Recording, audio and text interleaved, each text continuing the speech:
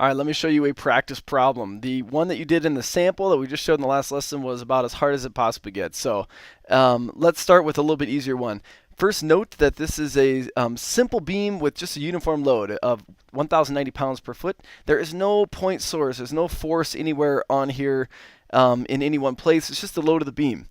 And this is fixed. That's on a roller, and it looks like it's 18 feet long. So first thing we should do is draw out our free body diagram. So we have that X force here. We have the Y force in at point A. And then we have the Y force at point B. So those are our free body diagram.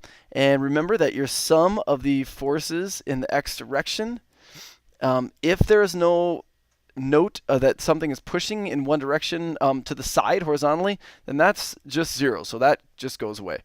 So let's do sum of the forces in the Y direction. That also has to be 0. So that means that the forces going up at point A and at point B have to equal this concentrated load force going down here. So we need to say which direction is positive. I'm going to say up is positive. That means that FYA and FYB are positive numbers. So let's write those out. FYA, and they are positive, as you can see, because they didn't put a minus sign here, plus FYB. And now we're subtracting this load here. So this load is just, basically it's the weight of the beam. So it's 1,090 pounds per foot times 18 feet. That'll give us the total weight of this beam. So 1,090, ooh, that's a 9, times 18 feet. And sum of all the forces has to equal 0. So now if we figure out what 1,090 times 18 is, let me just rewrite this. FYA plus FYB minus 19,620 is what that equals. So then that is equal to 0. Now if we add 19,620 to both sides, then it moves it over here. So we have FYA plus FYB, and that's going to equal, moving this to the other side, 19,620. Now, what's awesome about this is that there's equal load on both sides because the weight is uniformly in the middle. So since we know that weight is uniformly in the middle, then the weight for each of these has to be equal. So if we take this number and just simply divide it in 2, 19,620 divided by 2, wow, this is getting really gnarly. It's not tracing my pen. You get an answer of 9,810. I think I'm maxing out what you can write on here. So that is what FYA and FYB equal, is 9,810.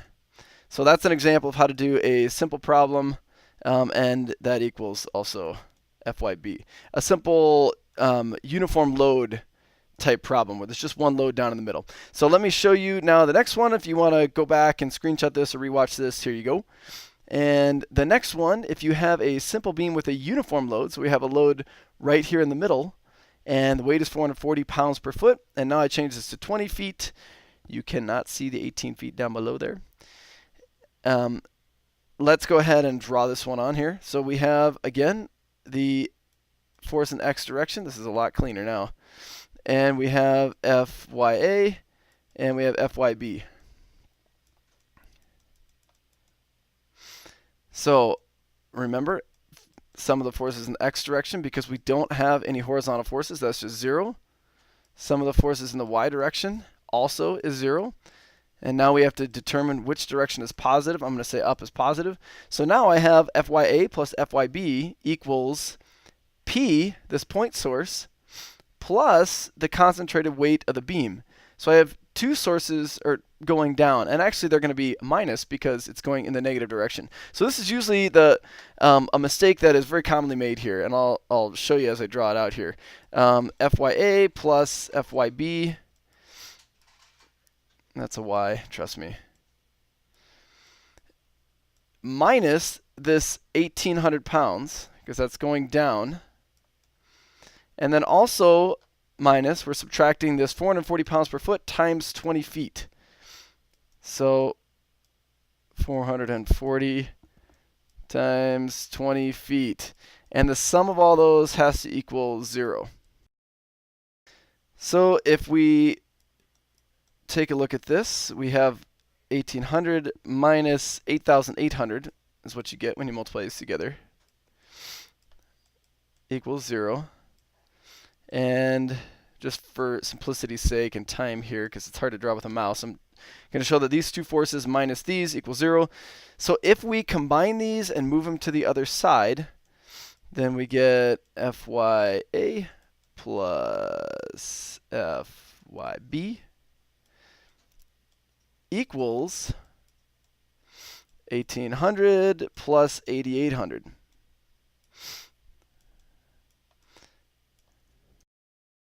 So the two forces, Fya and Fyb, we add these together and we get 10,600.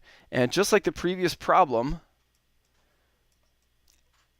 the load is exactly in the middle, so there's equal force on both sides of these beams. And to prove this, if you want to actually see how this would work, well, first of all, what we do have to do again is divide this in two. So we get 5,300 if we divide this in two. That's the force in each one. But I want to show you really quick. We're going to remember this value here as 10,600. And remember that the sum of the moments also has to equal 0. So if we say that we're traveling in this direction, and that's a positive value going in this way, then we have the moment at B. So we have Fb times 20.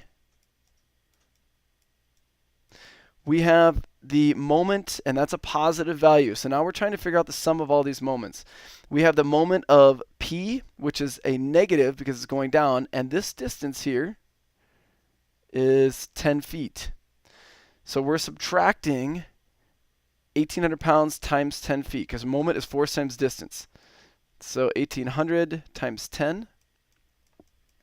We're also subtracting this point source, which is 8,800 times 10.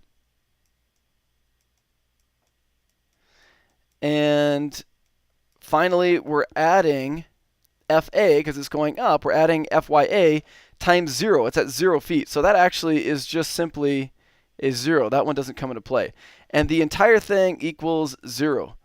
So if that is the case, then we can take these negative values and move them over to the right side. So we have Fb times 20 still, or 20 Fb.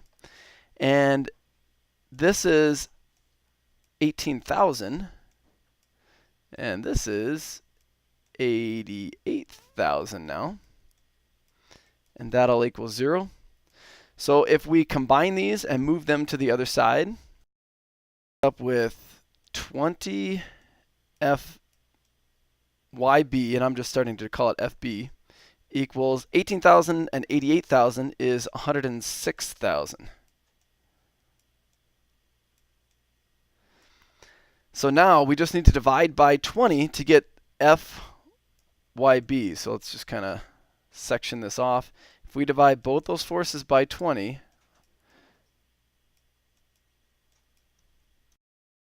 we get 5,300. So even though we knew from up here, because the point source is exactly in the middle, so it's equal load on each side, we knew that we could just divide this by 2. But doing the sum of the moments, which is starting here, summing those moments up, we still get an Fyb force of 5,300. And if that's the case, and we plug 5,300 into here, then this one also has to be 5,300 by just solving this equation here. So you can do it just by acknowledging that the force is in the center and you divide it in 2, or you can sum up the moments. Now, the practice problem that I did in the actual lesson in the sample, we had to do sum of the moments because we had a point source that wasn't centered. So there was really no way to know exactly what the distribution was in these forces without doing sum of moments. So there'll be some problems where you have to do the moments. There's others where you know, hey, it's evenly right in the middle, so we can just cut this in half. Now it's your turn.